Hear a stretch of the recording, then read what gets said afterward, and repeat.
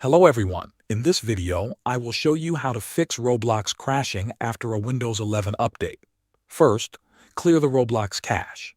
Press the Windows key and R at the same time. Type %local appdata% and press Enter. Find the Roblox folder and open it. Delete all the files inside this folder. This removes old or broken files that can cause crashes. Next, reinstall Roblox. Open Windows Settings and go to Apps. Find Roblox in the list and uninstall it. After that, restart your computer.